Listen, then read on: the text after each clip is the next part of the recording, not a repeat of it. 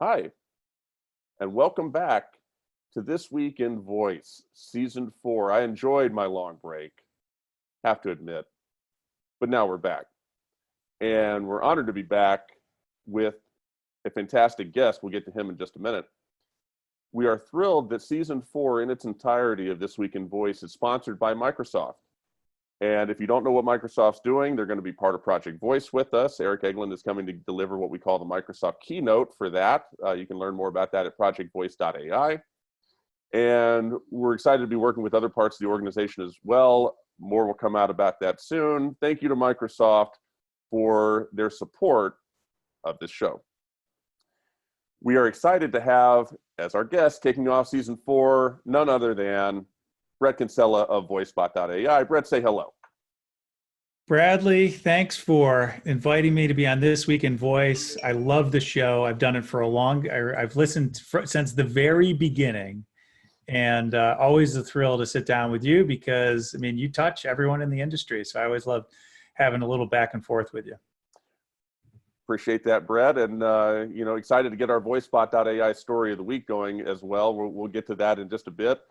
There's a lot going on, and I want to cover the summer. It's been a busy summer, and Yes. I want to just sort of hit it and see what you find most interesting. I'm going to rattle through some of these stories, and if you're following along on the web, all of these stories come under the subhead, "The Voice First Cold Winter of Summer 2019." There's a big conversation going on, even before I get into the stories, there's a big conversation going on amongst folks who are involved with voice and AI on what exactly is happening. Are we in this trough of disillusionment? Are we, eagerly just awaiting new features, or should we be upset about something, or should we be worried that this is not taking like we thought it was, even despite all of the statistics on purchasing of Echo devices and Google Assistant devices and so on, and the usage in the car? And is there a chance that all of this sort of reverts and that people decide this isn't the way that things are going to go? I think that out on the frontier, where you and I are and the people that we interact with on a daily basis, this is the questions that are being asked. Now, with everybody else, purchasing of Echo devices is still continuing at a breakneck speed. Same thing for Google devices, same thing for people using Siri on their phone. And obviously, one of the things that happened this summer was Bixby rolled out and some of their developer tools in their ecosystem. But yet there's this feeling of apprehension, and that's really what I want to get at with this first story. I'm going to rattle through these headlines, and I guess what I'd ask you, Bret, is I'm going to go through these. There's 6 of them, and maybe you tell me, number one, are we in a voice first cold winter in your estimation? And then which one of these stories maybe stands out to you more than the others as being evidence of that, or something that we should be focused on? 1A, from the World Economic Forum, voice tech and the question of trust. This dives deep into a lot of the issues plaguing voice technology right now that are unresolved. 1B, Foxconn admits school children worked overnight to build Alexa devices. You know, the Amazon PR team loves seeing that. 1C, Amazon sued for allegedly infringing on voice tech patents. That's not good. 1D, developer constellation around Alexa and Google leaves some pulling away from Cortana. Sorry, Microsoft. It appears to be happening. 1E, Google Nest exec decries lack of standardization in the market, and that's causing them to do some things a little bit differently. 1F, Samsung doesn't even mention Bixby even once during their Galaxy Note 10 unveiling event, and this is something that people picked up on. So, Bret, again, the question for you, are we in a voice first cold winter, and which one of these stories stands out more than the other ones? Well, so I wrote in Voice Insider at the beginning of July that we're sort of heading into this trough of disillusionment. And if people aren't familiar with that term, it comes from Gartner, and they have this thing called the hype cycle. And the hype cycle starts out with people being interested in it, and it goes to this stage called the peak of inflated expectations, right? And once expectations are inflated, obviously nothing can live up to the hype. right? And so then what happens is people then start to think negatively about it, and they get into this trough of disillusionment, and they're like, oh, will this ever be good? And then after a while, people come back to it and they're like, oh yeah, this technology is pretty good. And then they've got this thing called the slope of enlightenment. But it's a strong contrast between euphoria in one phase and then total despair in another. And that's really typical of the way humans are in terms of the way we treat things. It's kind of like when we have a recession, we tend to overreact in terms of how bad it really is. And then we don't recognize the signals that it's stronger, coming back, until that well into it. And then we overreact in the optimism, and then it goes down again. So this is a longstanding framework, the trough of disillusionment. Cold winter is another one that we hear from the AI world. We hear about these AI winters. But in general, the idea is there more negative sentiment than there was in the past? And the one thing I'll tell you about all these stories that strikes me is, well, you definitely know voice matters now. Because if all these things were happening a couple of years ago, they wouldn't have garnered any headlines. I mean, the fact that some of them are associated with really big tech companies, and everyone likes negative headlines about tech companies because what does it do? It drives clicks and page views. The fact is that all of these together say, hey, you know what? People are focused on voice. They know what it is. So I can write a story about it and people will pay attention. And whether it's the World Economic Forum, they're not going to do something that's not doesn't matter, right? So they think this matters. And so if you're in the industry, you might look at this favorably and say, oh, okay, everyone recognizes that this is important. I'm in an industry, therefore, that is important. I just need to figure out how to navigate some of the negative news stories that are coming out these days.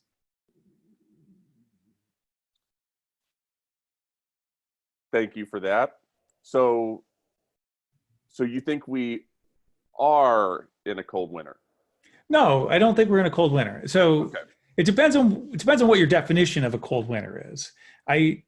What I'd written a few weeks ago, maybe it was 2 months at this point, is that I'm starting to see a lot more negative stories. I'm also, just in terms of the conversations I'm having with people in the industry, I'm not hearing boundless enthusiasm from every sector like I used to. There's still some, obviously, perpetual cheerleaders. There's some optimists out there. There's a few more pessimists right now. And so I think that we're in a period right now, which is a natural period where we're going to have to adjust to. And there's going to be a lot of people that are going to be providing scrutiny and what's going on. And it's always easier to complain about something or say something's bad than it is to say why something's good. So we're just going to see a proliferation of that. And if I take each of these things individually, so let's say the patent infringement lawsuit. If Alexa weren't very popular, no one would have bothered to sue Amazon, right? Or Google for that matter, or any of these other folks.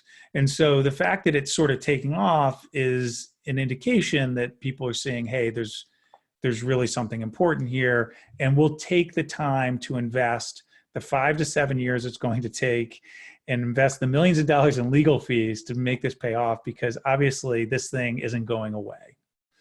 If I talk about the school children making the devices, I mean, first of all, I think it was very different than maybe when I was growing up, when we had child labor practices in Southeast Asia, which were negative, where the kids really were chattel slavery, where they were being paid overtime. I mean, it was some teacher who was sort of coercing them. So that was sort of a non-story. We didn't cover that. We did cover the patent infringement, because I thought that really Amazon it could have been anybody. It just happened to be Amazon that they were working for, that teacher happened to have their kids there. The World Economic Forum thing, we also didn't cover. I saw it. But essentially there's another point here, which I wrote about a couple of weeks ago in Voice Insider again. And this was about what's the biggest threat to voice adoption. And it's really not the technology. I think we've passed that. We've found technology that has utility and consumers like it. It's not consumers going to flock away because there's some concern about privacy. We've not seen any evidence to that. And in fact, I just saw some data out from Canalys today for Q2 smart speaker sales globally went up 55% Hmm. in the second quarter over Q2 2018. So Hmm. that's grown. Now in the US, there's a slight decline, 2.4%. But okay, I mean, I don't know if that's, what is that? Is that because we hit saturation in the US? Is it something else? Is it people have devices? I don't know. Something that we'll want to look at. But I don't think it's really consumers running away. We'll know in the next 2 quarters if that's it. I really believe that the negative news stories are more likely to be used as a pretext for government regulation. And that the biggest threat really is that some sort of onerous regulations come down, which undermine the utility of voice in some way and therefore discourage investment so that it doesn't actually get better very fast. Yeah, I mean, that would be a big problem. So just to summarize, so you look at these stories, and it's an interesting perspective. I appreciate you sharing that. You look at these stories and sort of reflect on the fact that their mere existence signals the permanence of this movement toward voice in a way that overshadows any particular one of them, as well as any particular, any so-called cold winter. You're focused on just the fact that these stories are evidence, which I agree with you. I think they are, of just how much it all matters. That's interesting. Yeah, and in terms of the biggest threat, so I think voice has come so far that we can sort of pick it up and look at it from a number of different angles. And regulation is one of them. And let's just sort of go through some of these for a minute, because I think really the point of this episode and just where we need to start with This Week in Voice in general is just thinking about and reflecting back on just how far we've come. So the last couple of years with voice, you didn't hear a thing about any of this stuff. You didn't hear a peep. All that anyone wanted to talk about was the exponential, rocket ship-esque sales curve of Echo devices. And yeah, if you heard something else, it was just, maybe there's an interesting. Yeah, and I can think about this. So think about mobile, which a lot of your audience will be familiar with the rise of mobile. Originally, the iPhone came out, it was a toy, right? That was largely what people said. I remember one of the co-CEOs and chairman of RIM, Research in Motion, which is now called BlackBerry, said, no serious enterprise will ever adopt this. It doesn't have a physical tactile keyboard. And we know that our customers demand that, right? So, and they don't have security and all these other things. And so that was an initial issue. And then you might remember that you couldn't make phone calls on Apple iPhones at one point unless you held them at a very peculiar angle. Yep. Steve Jobs famously said, well, that's the consumer's fault, basically. They need to hold it properly. We had concerns about the fact that there weren't any apps, because at one point there weren't a lot of apps for it. And then later on, Android came about, and then there were all these security concerns. And then people said, oh, wait a second. Now these big tech companies are tracking your every movement. They know where you are. Oh, and now their apps know where you are. And isn't this terrible? And it really didn't have a big impact on mobile adoption. No, that's great. That's a great perspective. How quickly things change. And, and all it really takes is, let's go back to government regulation for a minute. I think that and I made this point a couple of other times in talks over the summer, really not since This Week in Voice has been out of season. If we had a different president in office, you can like Trump, you can hate him, it doesn't really affect the conversation we're about to have. If we had a different president in office, I feel like we would be at a different place with voice, because Trump doesn't know much about technology. It just doesn't, it's just not something that's been that big on his radar. He focuses on other things. Now, a second term Trump easily could come in there and want to break up some of these companies, or some of these Democratic contenders could as well. And I think that conversation touches on voice in a deep way. I think what you've seen with, if you look back at the last couple of years with Amazon sort of leading the charge with Alexa, that is what got us here. Amazon's investment and their marketing and their brand equity, being a brand that customers trust, that got us here. That got, Google was chasing them. They caught up. Apple wasn't paying any attention. They woke up to some degree. Samsung said, hey, let's do this too. It was what Amazon did that got us here. And if you break up Amazon into some smaller companies, what does that mean? Does that open up opportunities for other people to play ball in a way that drives the market forward? Or does that destroy the capabilities or mitigate them of the company that views this as most important? I think you can have a conversation about that. And that's just one aspect of regulation. You're just talking about it generally.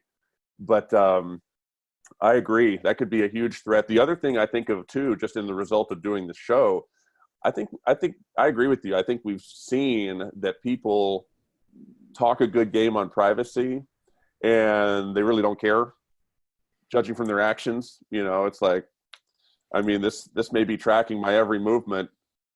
Do I still have it? But it's so useful. Yeah. Do I still what have am I going it? to do? Am I going to not have it? Yeah. So, Samsung, big article, a couple years ago about how their TVs had this ability to spy on everyone. And that's the TV I've got in my home office. I didn't switch it out. I did nothing. And do I spend less time in my office? No, I don't. So who we are as people, it's hard habits to break. And that's why privacy, people talk a good game and then it ends up not mattering. But I tell you what does matter is, in a way that I never really expected to see, is cultural perspectives on the technology. Like when we covered, and it was big news here in Nashville when the guy, who I've met before, this guy asked Alexa, who is Jesus Christ? And it doesn't answer the question correctly. And this guy throws a big fit and it gets all in the media. This before Christmas a couple of years ago. And then same thing for Hillary Clinton. Somebody asks, who's Hillary Clinton? Doesn't answer in a way that people like, and people are like, boycott, and that's just who we are as a culture. We're very quick to react. I could see that being a threat, is different cultural forces at play deciding for some self-serving reason or another that they're just going to make an example out of this technology. I could see that as a threat too. But in general, I agree. I think regulation is something to keep an eye on. And I'll just say, I'm not concerned about antitrust as far as voice goes. That there's enough momentum behind it. There's been enough investment done already, and antitrust processes take several years to play out. I don't think that's going to have a meaningful impact on this space. I think the train has left the station, so to speak. All right. On the voice front. But I will say there's specific regulation, and this is when we think of the regulator, whether it be the FAA or not the FAA, it could not the SEC, but the FTC. FTC would be the one.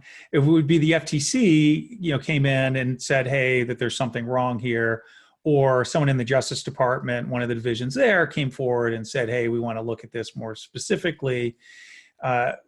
If we had something like that and they put a moratorium on supervised learning, or the certain use cases that you could employ, or that children cannot be around voice assistants, right? For some sort of protection, then that would have a chilling effect on the entire industry. I still think people would use them, but it would really change the nature of it. And it could significantly change the nature of investment, not just by the big platforms, but by all the third parties of the extended ecosystem, which is developing for this space. And so that's the thing I think about from regulation. It's less the politicians initially, it's more the bureaucracy, looking at sort of what is their purview, what should they be doing? Do they need to seem like they're reactive to something that's going on out there, and then getting pushed by the politicians to do something potentially. And it's not necessarily always a terrible outcome. A lot of times it's good that we have these articles that you expose what the processes are for supervised learning, creates this education opportunity. And we don't want like giant companies taking advantage of consumers. In the same vein, you put the information out there, consumers can make their own choices to use or to not use, or to use a different thing. You know, Apple really focuses on privacy. Is it more private than the others? It's doing the same supervised learning. I don't know. But in other words, they have this opportunity to have this conversation with the consumers. And the thing I always am concerned about with regulation of a new technology area, which I tend to focus on new technology, not mature industries. And I'm always worried that they will overreact. And we see this time and again, they tend to regulate the last technology cycle's problems after they're no longer a problem, but then they hamstrung sort of the next technology cycle, or they inadvertently create these other issues because there's very few people in politics or in government service who have day-to-day deep experience with technology. It's not to say they don't exist. It's not to say they can't hire contractors that are smart, but the pace of change in government is by design slow, and that's good. That's a stabilizing force for society. But the change of pace in technology is fast, and we have this issue we face time and time again around technology. And you know, the fact that we allowed the internet to grow quickly outside, and we provided some protections, made a big difference over a 10, 15-year period. Whether that's still the right law from the 1990s that we should have today or not, that's a whole different story. But at that time, it was really essential. And if we had shut it down, we would have had all these walled gardens, and we wouldn't have the innovation that we've had over the last 2 decades. Well, let's not leave out that sometimes just the optics of what a politician or a regulator wants to have out there is not compatible or minimally compatible with the growth and what a tech sector needs. So, you know, you get what you get with that. I want to ask you I want to pick the ball back up and spin in a couple of other directions. I want to ask you, you know, VoiceBot has covered these stories about the number of Alexa skills that Amazon has had. And that's been a key metric, you know, in drawing conclusions about the growth of voice in general. And, you know, it's up to, like, at one point it's up to 90,000 or something. And yet here we are in a scenario where most people only use it for weather, only use it for music. Someone might be writing a book about something like this. I don't know anything about that. A lot of people, you know, just use it for weather and music. And here we are just sort of sitting here with these base use cases, despite almost 100,000 Alexa skills, all of this investment, all of these resources. And if you're talking about a voice first cold winter, you know, this is one of the things that could perceivably, you know, possibly be pointed at. What is your take on that reality? I think that that's something that people should pay a lot of attention to. And some of it is promotion about other things you can do. And I had this session at the Voice 19 conference in July, and it was around voice strategy. And one of the topics we talked about was voice app discovery. And I was trying to figure out how many people in the room had actually advertised to let people know that their skill existed. And almost no one raised their hand. And there were 250 people in there, many of which represented large multinational brands. And my follow-up was, how many of you would consider launching a mobile app and not doing some sort of advertising along with it? Or to promote it heavily on your website, or to send to your corporate email list? And when it came to this idea of doing mobile or launching a new product, or, you know, they would have landing pages, they would have radio, television ads. They certainly have digital ads. They'd buy Facebook download ads, right? All these other things. And yet in voice, they're thinking that it's magically going to be different. And I said, so first of all, I said, okay, part of the discovery problem is your own fault. So there's some structural issues with discovery with voice, which are difficult, but every platform that I've looked at has had a discovery problem. And there's been solutions to that.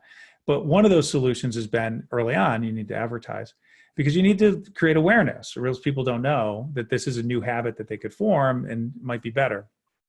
So I will say too that when we think about the number of apps, voice apps, skills that people use, it is limited. And I think it is, there's two things. One is it's kind of similar to what we're doing with mobile, where you see somewhere between 7 and 10 apps are frequently used.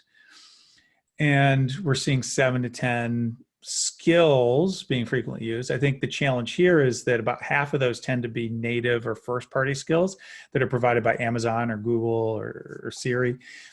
So those aren't third parties, whereas on mobile, it tends to be mostly third parties. There's a little bit of overlap there, obviously. But the other thing, too, is that when people talk about this idea of how many mobile apps you use, there is a much wider variety. So people don't just have 7 mobile apps on their phone. Those are the ones they use most frequently. They have 30, 40, 50. And the question is like frequency of use. So if I'm Toyota and I want someone to buy a car, how often do they buy a car? I just need to be available at the time they're buying the car.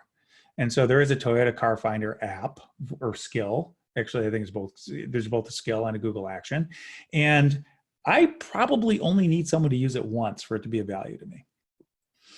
There's other things like Entertainment Weekly has a skill. They want people using that every week or every day. So that's a little bit different. They want to get into that habit cycle. But I think you have to step back and say, so what's the objective? And I do believe people will start using voice for more things. What we see is right now, I just talking to some Edison research about this. They see that when they first start, they use a lot, and then it goes down to something less than 10. And then the question is, are we going to form new habits? The one thing I will tell you is none of those skills were used 2 years ago. So that's 7 incremental. And when we go back 12 years from now, or 12 years ago, none of those mobile apps were being used either. And some of those mobile apps changed after 3 or 4 years. So I think if you looked at your own phone, the mobile apps you use on a regular basis today might be different than it was 5 years ago. In fact, I would almost guarantee it's true. Sure. Oh yeah, no doubt about that. So yeah, it's just interesting, and yeah, I appreciate your commentary on that. I think you're right. I think there's nowhere to go but up.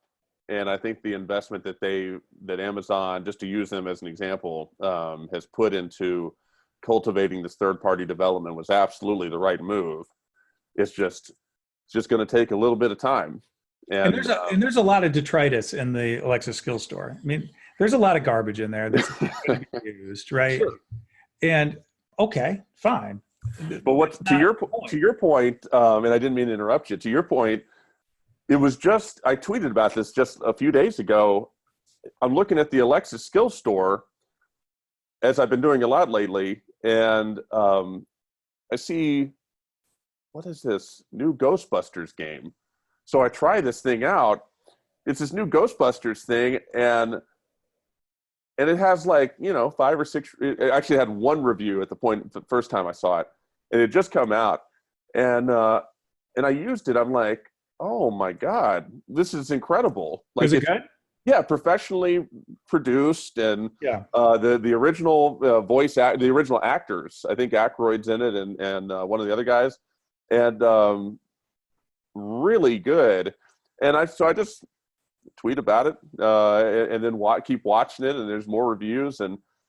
But has there been any marketing? No, I think it's in tandem with this film next year. But to your point, either it's people thinking, we'll build it and they'll come, which always never works, or they're just getting it out in advance to test it and to let it sit there and germinate a minute before they start marketing. Either way, it's interesting to see the approach. Yeah. Well, actually, so that approach wouldn't be surprising to me. So, Nico Vori from Drive Time. Yeah. And when they launched, Drive Time is a mobile app only game for driving. So they have trivia games, but they have other ones. They have blackjack. They have a bunch of other things coming out. And this idea is it's basically an entertainment console voice activated entertainment console for the car, through this mobile app. Well, when they launched, they initially launched in Canada, and they ran it for 3 to 4 months exclusively in Canada before they launched in the US, because that was an opportunity for them to get it out there, get some feedback, figure out what's working, what's not. They were able to deal with it at a lower volume of users. And so they didn't have, potentially a big rush of people and putting strains on their systems, and unable to like respond in a timely manner to questions or complaints. So you think about this with Ghostbusters, it could actually be the same thing. I will say that I do believe that media is going to be one of the biggest near-term adopters, because what we do know is that media is really popular on smart speakers. So music streaming, radio, lesser extent podcasts, although that's coming up a little bit. And then there's a bunch of games, some of which are popular, some of which are not. The quizzes tend to do a little bit better than the others. But media is going to be doing a lot of this. I think it's going to be sort of a standard part of their rollout package to have something so that they can, create a little bit more engagement. Now, I will say just one last thing on that point. Media, like the Ghostbusters game, does not need to be one of those 7 to 10 repeat skills, because that's not really their objective. I think it's fine for them if you play it a lot. But really what they're using it for is to drive interest, either before a launch, which is going to drive people to go see the movie, or afterwards to do some fan service to create some more loyalty. But they're not looking for mass adoption and frequent use necessarily. And there's a lot of those use cases out there, and they're better in voice than in mobile. So in mobile, there's this friction. You have to download the app, and then you have to open it. And a lot of times you have to register and all these other things. Whereas voice, you can just say, ask for it, and it starts. And so for someone who's doing something that might be this more transactional, they're just doing it for promotion or just doing some fan service where they can just ask for it and they can engage with it, it's actually a much lower price of entry for the consumer to engage with. And it's one of those things that's really good for that quick hit where you're trying to get someone really quick awareness, quick response, maybe a call to action, and then it sort of doesn't matter after that. Yeah, well said. I completely agree. And in a lot of the skills and stuff that I've looked at with this book that is coming out, a lot of it is just, it's very clear that the creator understood that everything that they were doing was just about that singular experience rather than a repeat experience. And it's important for people to recognize the difference. I want to ask one more thing just as we sort of conclude the talk about the cold winter, and then I'll ask you one more question. We'll call it a day. The other way to think about, are we in a voice first cold winter? I just sit here and think about what are some of the things we've seen over the last couple of years. We talked about it. One of the things, and the final thing I want to ask you about with respect to this, is investment in the space. A couple of years ago, there was very little investment in the space, if any. Then there started to be some, and now it seems like we're getting, the faucet's turned on. That money's available if you don't suck. If you got something interesting to do. Look, Clink, I've made my opinion about them known. Somehow they got $52 million. But even like Spoken Layer, very interesting company, $3 million. Company I was just reading about this morning called Bluma to do AI-based loan origination. It's got a voice tie-in, $2.7 million. I could just sit here and name several. AI was just purchased by Groupon. Yeah, it's like it's like steady Audio first. Yeah. So my question for you is, are we correctly interpreting that what appears to be a trend as a positive one, or are you still sort of on the fence about it? Does it not mean as much as we think? Well, it depends on how much confidence you have in financial investors and picking trends. A lot of them put a lot of money into AR, VR, and that hasn't paid off. So they don't have 100% hit rate. However, investment in the space is a leading indicator because most of these people are investing assuming that they're going to get a payout in 5 to 7 years. And they're investing in core technologies and new application categories today with that understanding that people have to build technology, they have to build an audience, they have to refine how they go to market. And absolutely, there was almost no investment in this space. There's very little 2 years ago. Right now, it's frequent, a couple times a month, maybe more frequently that, but certainly a couple times a month, we're seeing some sort of 2, 3, 5 million. Every other month, we're seeing something 10 to 20 million. Occasionally, we're seeing something like Clink at 50 million, but they weren't even the first one. You think about SoundHound at 100. SoundHound at 100, actually 170 million over about 11-month period. And who was it? Will.i.am's company with Omega, the Omega assistant, raised over 100 million from Salesforce and a couple other things a couple of years ago. So there were a few of those out there, but what we're seeing is we're seeing a lot more of them now. Like Audioversus took another 10 million, Verbit took 20 million. About a year ago, we saw Voicea take 15 to 17 million. I can't remember exactly what it was. And then you see some of these smaller financings like Dashbot took 3 million, VoiceFlow took 3 million, Voicify took 2 some million. So these things are out there. Zap Media raised 3 million. I mean, there's a lot of people out there who are raising in this space. I think there's general confidence that, in kind of the way that maybe the media sees this, it's worth talking about this now because people sort of know about it and it's probably going to be here for a while. Some investors are saying, yeah, this is a real thing. We know it's taking off. Then the question is, do you have the right business model in order to take advantage of it? It's interesting to see because, the crickets were really chirping a couple of years ago, I mean, it almost feels like, and you'll probably agree, I mean, there probably needs to be like an investment part of Voicebot.AI where all the articles just relate to investments in the space, and that's something you can sort by. And maybe, as far as This Week in Voice goes, it's rapidly getting to the point where, I mean, if I wanted to go out, scour internationally and find a story every week about investment in the space, I could do it. Yeah, absolutely. Well, and Mangrove VC just put out a study a couple weeks ago. So they're VC out of Europe, and they basically have said investment in voice has tripled, or will triple this year. It's actually already more this year than it was all of last year. So they have a couple acquisitions in there, which I might question, but certainly what they're tracking is it's significantly higher than it was a year ago. And it's going to continue that way. And if you go to Voicebot.ai, in our search bar in the upper right, if you type in voice technology funding, you'll see all sorts of articles.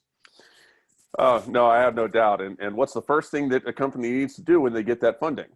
This is an important test for you, by the way. They need to go to Project Voice? That's exactly right. They need to register for Project Voice and come on into the Voice World Fair. Thank you. I'm just on that. I know my audience, I think. That's the gold star for today, Bret. Thank you for that. Thank you. I'm glad I got that.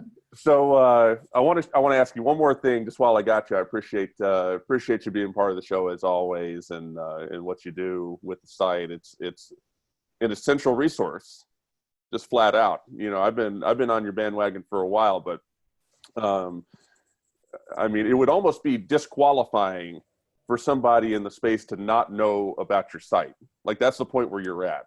So, that's pretty cool for you. That's great. Our Voicebot.ai story of the summer. We've got a third story about how Alexa is being used in an educational context in India. I'm going to leave that out for the purpose of time. But this story about voice being critical on phones, I thought this was a pretty eye-opening piece. And, really my first exposure to this concept was at the Voice of the Car Summit, which we enjoyed having you be part of that, where voice is being used more in the car than in the home. Didn't know that. Yeah. And inherent in that is that it's being used more on smartphones than anywhere else.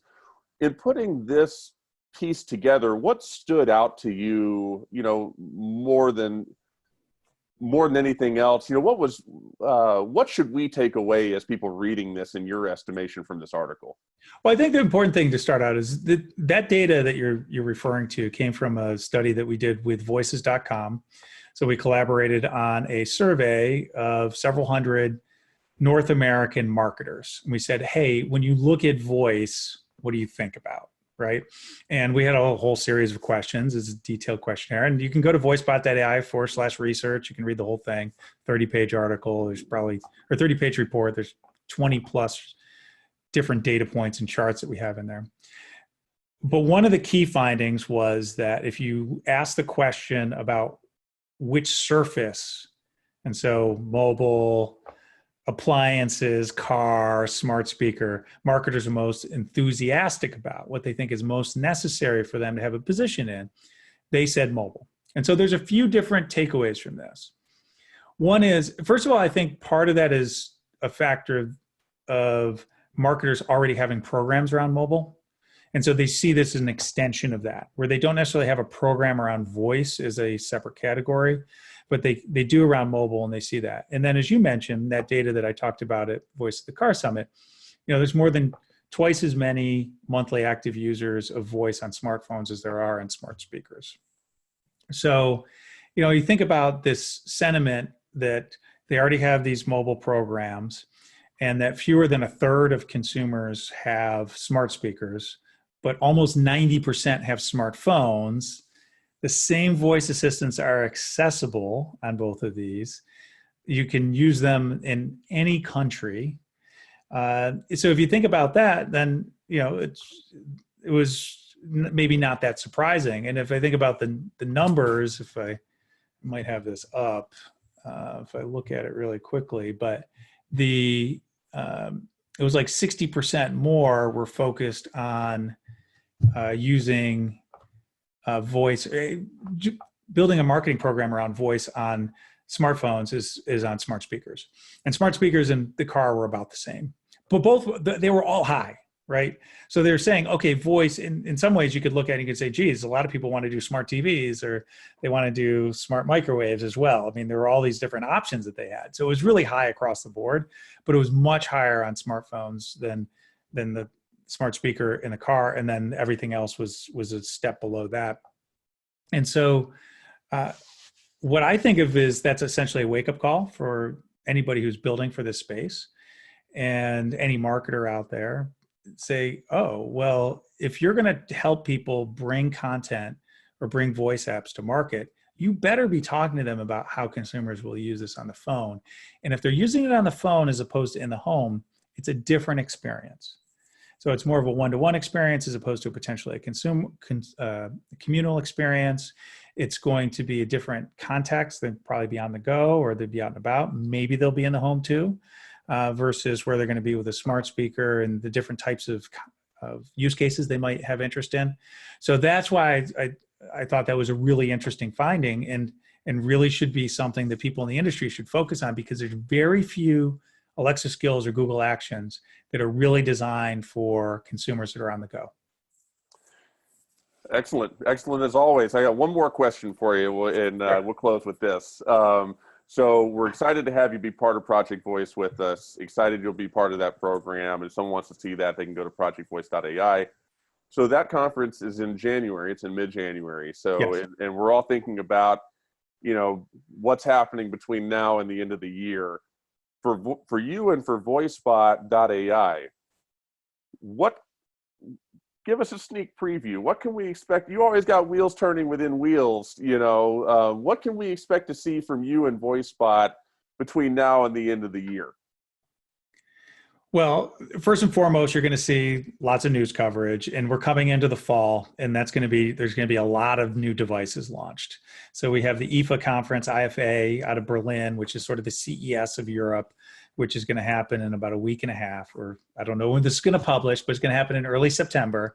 And there's going to be a lot of new devices that are going to be introduced. Okay. Amazon, the last 2 years, has had a device kickoff or device launch event in September.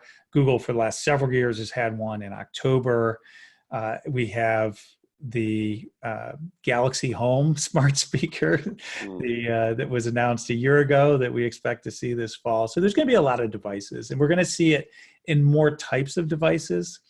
So one of the things, I was talking to some folks from Amazon recently, we saw the microwave come out last year as a reference design. We saw the wall clock, some of these other appliances and they created these tools like these chipsets and new software tools to allow manufacturers to more easily integrate Alexa into their devices.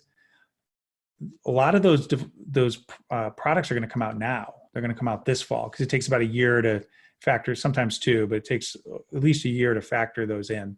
So I think those are going to be really important and from a device standpoint. So we're going to see voice into lots more things.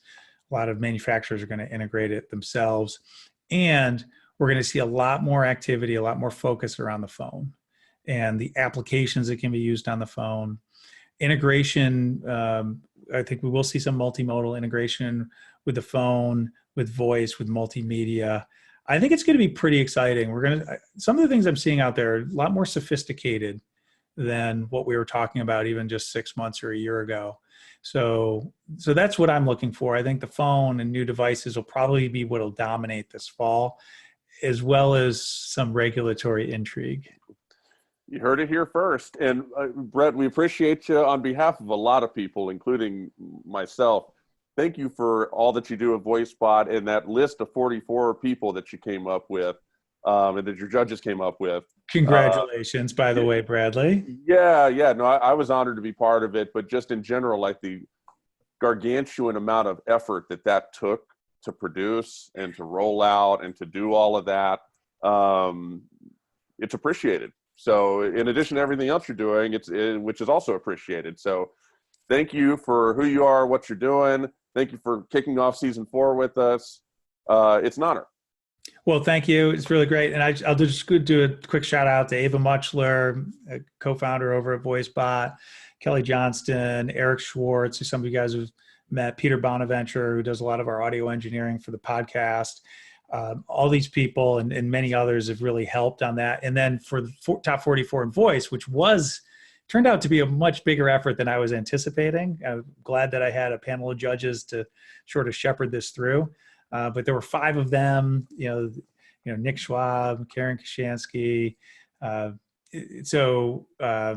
Schumacher, people that I think in the community are definitely known, Theo Lau. So a lot of folks really contributed to that. And I thought it was necessary. I think we as a team thought it was necessary to put a stake in the ground and recognize some of the people that are really making a difference and give them some notoriety that people can say, oh, okay, here's some people who are doing some interesting things. Because what we thought that would do is not just shine a light on what they're doing and maybe create a little bit more awareness of all the really wide breadth of innovation that's going on, but also spark some interest and some ideas from people to say, oh, if they're doing that, what if I did something a little bit different? Or that makes me think, nobody's doing this other thing. Maybe I should do that. So that's really where we started from that. Yeah, I mean, the multiplicative impact of something of that magnitude, it's hard to measure. There's no doubt it's going to continue and help propel things forward. And yeah, that's exciting. And it was a surprise. No one knew it was coming. That was the key. Oh, yeah. Somebody said, do you see this thing? I'm like, what on earth are you talking about? And yeah, that was fantastic. We didn't want any lobbying or anything. Now the cat's out of the bag. I'm sure there'll be lobbying, but there'll be an entirely new set of judges if we do this again in the future. So you don't bother our existing judges if you want to be on the lists. We will find you.